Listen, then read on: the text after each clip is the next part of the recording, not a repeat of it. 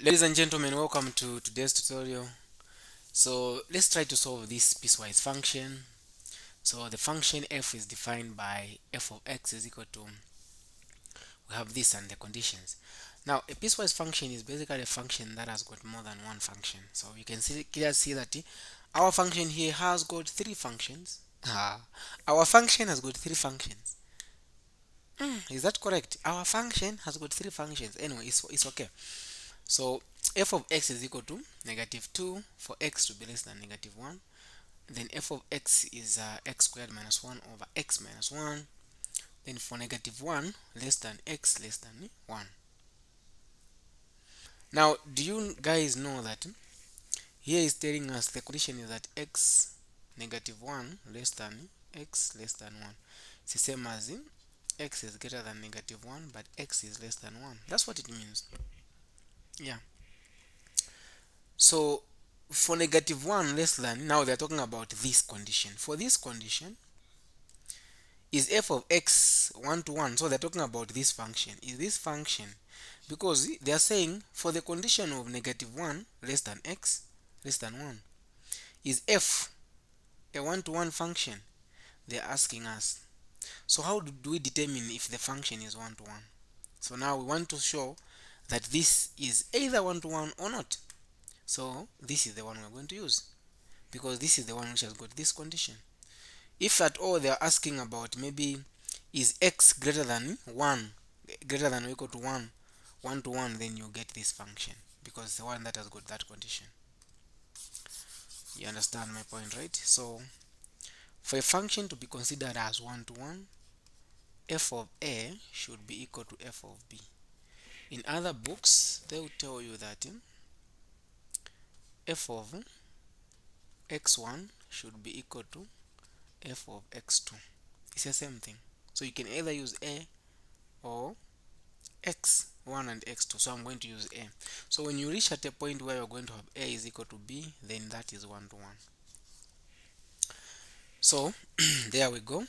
We have got x squared minus 1 divided by x minus 1. So then this is now our f of x. So the first part, plug in where there is x, put m minus 1. Even here put a minus 1 should be equal to, then here you say you are going to replace where there is x with b. So b squared minus 1, then again b minus 1. Now I believe when we reach at this point, we can reduce this. The top part is a difference of two squares, which is a minus 1, then a plus 1 divided by a minus b, or a minus 1. This should be equal to b minus 1, then b plus 1 divided by b minus 1. So these two can go and these two can go. So I have got a plus 1 is equal to b plus 1. So let's make a as a sign to the formula. A is equal to b plus 1 minus 1. So a is equal to b. As long as a is equal to b, then this is 1 to 1.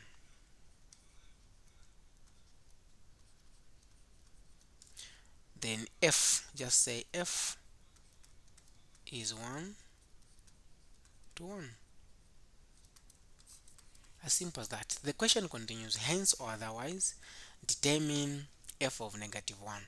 So they are saying f of -1 of 1, f of negative f of 1, like f inverse of 1.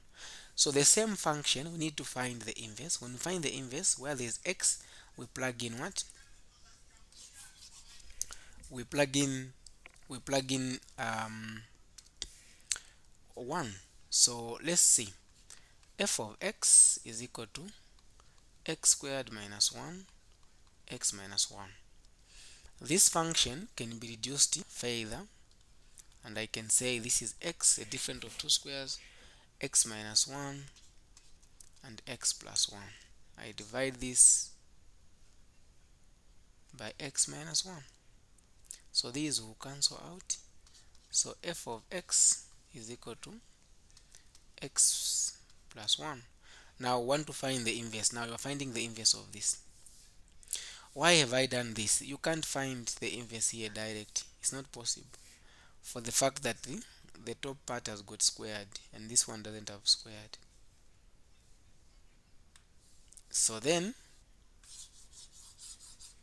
I'll go further and say y is equal to x plus 1. Make x as a subject of the formula.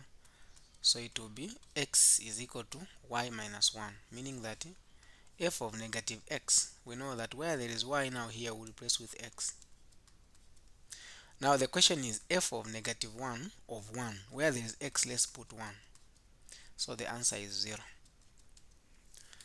So that's how we go about piecewise function. It's not hard because you follow the conditions which have been given.